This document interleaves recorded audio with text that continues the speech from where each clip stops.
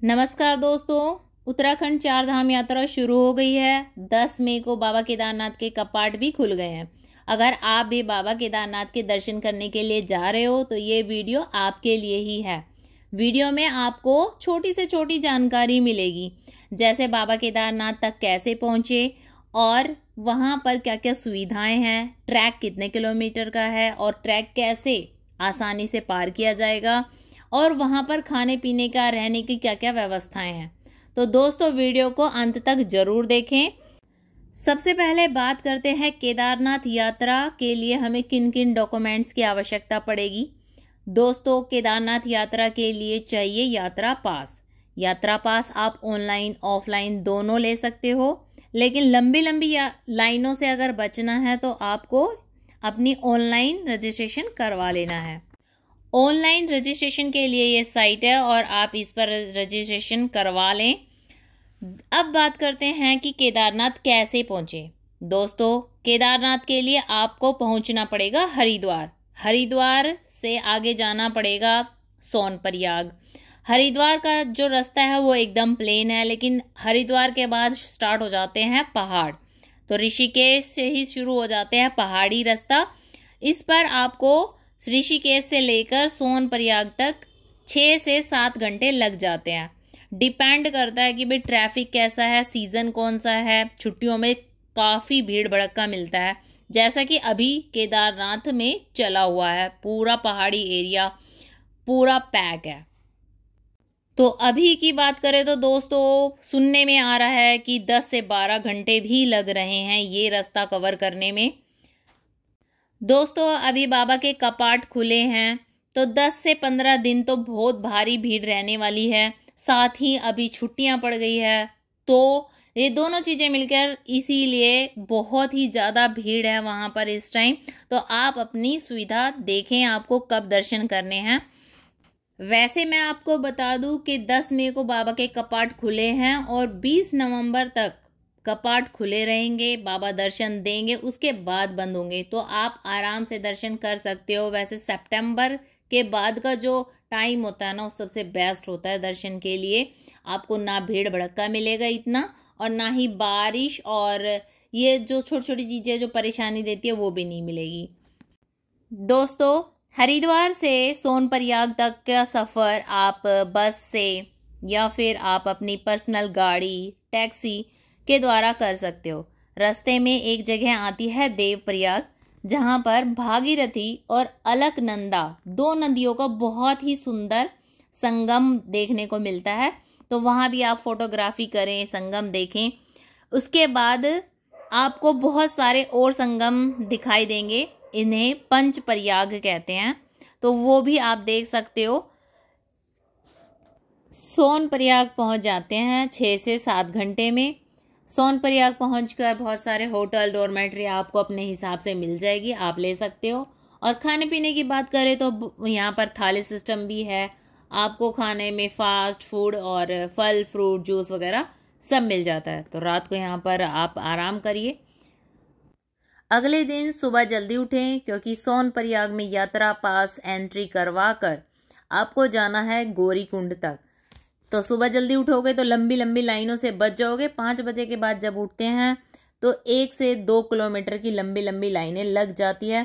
तो सुबह का ये समय हमारा बच जाता है। और अगर आपने रजिस्ट्रेशन नहीं करवाया है तो वो दूसरी लाइन लगती है और वो समय भी काफ़ी लगता है। तो ये दोनों समय हमारा बच जाता है। तो अब चलते हैं गौरीकुंड की तरफ। एंट्री करवाने के बाद गौरीकुंड के लिए शेयरिंग जीप मिलती है और शेयरिंग जीप में बैठकर पहुंच जाते हैं गौरीकुंड। गौरीकुंड से शुरू हो जाती है केदारनाथ धाम की पैदल यात्रा। दोस्तों, अब बात करते हैं कि गौरीकुंड से केदारनाथ का जो ट्रैक है उसकी लंबाई है कितनी, आखिर हमें कितना पैदल चलना पड़ेगा। यहाँ पर जो साइन बोर्ड है उन पर लिखा हुआ है 16 किलोमीटर, लेकिन ट्रैक है 22 किलोमीटर का। क्योंकि ये जो लिखा हुआ है ना, ये पुराने रास्ते का लिखा हुआ है, जो 2013 में जो आपदा आई थी उसमें बह गया था। अब जो नया रास्ता बना है वो 22 किलोमीटर का ट्रैक है। अच्छा, ट्रैक की बात करें तो ट्रैक है ना तो ज़्यादा मुश्किल है और ना ही ज़्यादा आसान है।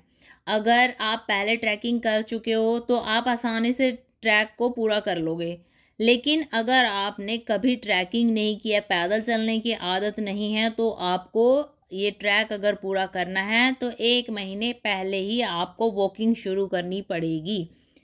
रास्ते में खाने पीने के लिए आपको बहुत सारी दुकानें मिल जाएंगी, पीने के लिए पानी, और झरने भी हैं, वहाँ से भी आप पानी पी सकते हो, टैंक भी है, आप पी सकते हो, तो कोई टेंशन वाली बात नहीं है। और रास्ते में जगह जगह पर टॉयलेट भी आपको मिल जाएंगे।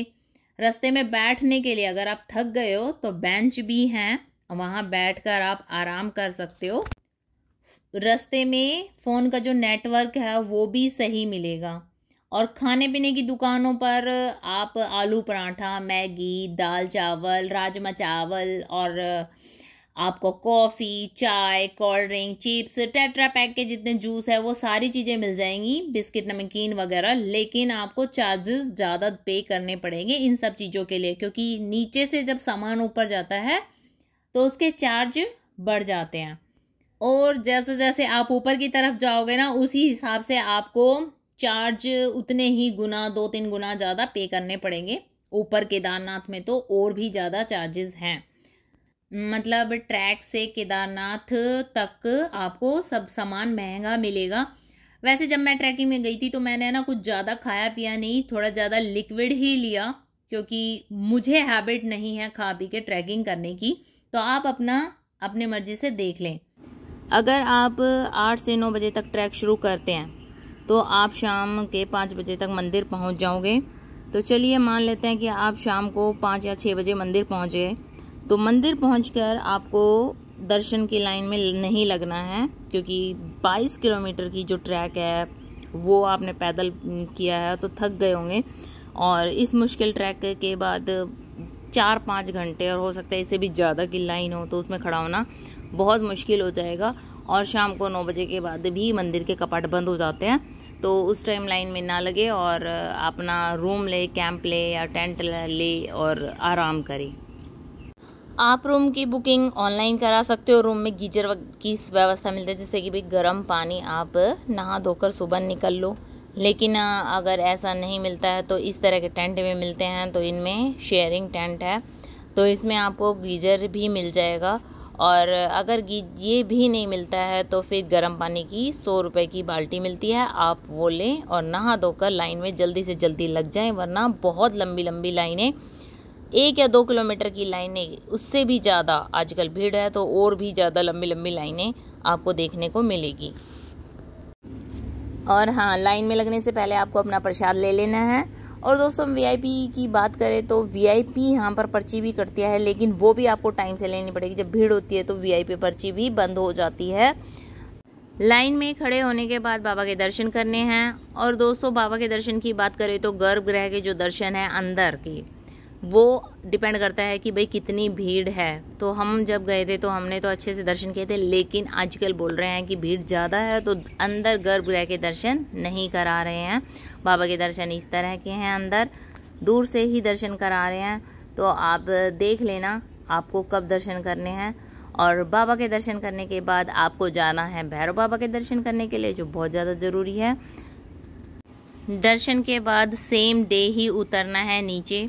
तो दोस्तों नीचे उतरने की बात करें तो जो टाइम हमें लगा था 6 से 7 घंटे, अब लगने वाला है कम टाइम, तो 4 से 5 घंटे में नीचे उतर जाते हैं। जो टाइम 6-7 घंटे में अगर आप ऊपर पहुंचे हो तो 4-5 घंटे में नीचे उतर जाओगे। जब आप गौरी कुंड पहुंच जाओगे तब वही सेम शेयरिंग जो जीप होती है उसे लेकर सोनप्रयाग पहुंचना है।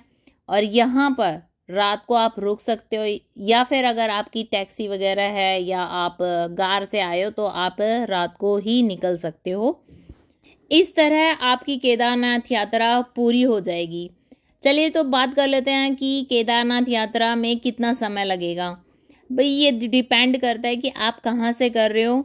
तो मैं आपको हरिद्वार से केदारनाथ का समय बता रही हूँ, जो ये सारा शेड्यूल मैंने बताया, अगर आप इसके अकॉर्डिंग चलोगे तो आपको 4 दिन लगेंगे हरिद्वार से केदारनाथ और केदारनाथ से वापस नीचे हरिद्वार तक पहुँचने में। और फिर आप हरिद्वार से आप अपने शहर के लिए निकल सकते हो। वो इसमें ऐड कर लेना आप समय कि आप किस शहर से हो। दोस्तों अगर भीड़ भाड़ की बात करें तो अभी केदारनाथ में बहुत ज़्यादा भीड़ है। अगर आपको बेस्ट टाइम चुनना है केदारनाथ यात्रा के लिए बजट से, और दर्शन भी अच्छा हो और बजट में रहे सारी चीज़ें, परेशानी बिल्कुल ना हो, तो अभी आप दर्शन के लिए ना जाएं। छुट्टियां भी हैं तो ये छुट्टियां, फिर उसके बाद बारिश शुरू हो जाएगी। सितंबर के मंथ में सब शांत हो जाएगा। आप उस टाइम, सितंबर है, अक्टूबर है, नवंबर है, 3 महीने हैं, इन 3 महीनों में आप आराम से दर्शन करोगे बाबा के, तो आप उस टाइम जा सकते हो, सबसे बेस्ट है। हम लोगों ने सितंबर में दर्शन किए थे, बहुत बढ़िया दर्शन हुए और इतनी भीड़ भड़क्का भी नहीं था। और ऊपर कैंप वगैरह भी हमें खाली मिले थे, आराम से रूम वगैरह भी मिल गए थे, गर्म पानी, सारी चीज़ें मिली। और वीआईपी के जो पर्ची थी वो हमने नहीं कटवाई, हमने तो सीधे दर्शन कर लिए थे। बाकी जो नीचे जो ट्रैक था उसमें मौसम भी बढ़िया रहा, चेंज होता रहता है। केदारनाथ का जो ट्रैक है उसमें आपको बहुत सारा मौसम देखने को मिलेगा। आपको गर्मी भी देखने को मिलेगी, ठंड भी देखने को मिलेगी, बारिश भी देखने को मिलेगी। तो ये सारी चीज़ें कम कम थी। तो सितंबर का महीना बहुत बढ़िया है, आप दर्शन करें। सितंबर के बाद कभी भी कर सकते हो, 3 महीने हैं आपके पास।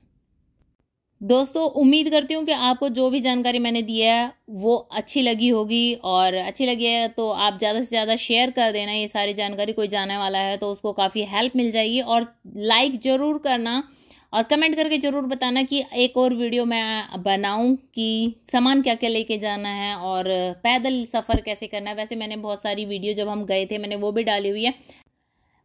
वीडियो का लिंक आपको डिस्क्रिप्शन में मिल जाएगा, आप जाके सारी वीडियो देख सकते हो। और अगर आप कमेंट करके पूछोगे तो मैं आपकी ज़रूर मदद करूँगी। तो दोस्तों वीडियो को लाइक करना मत भूलना। मिलते हैं नेक्स्ट वीडियो में। Bye bye. हर हर महादेव।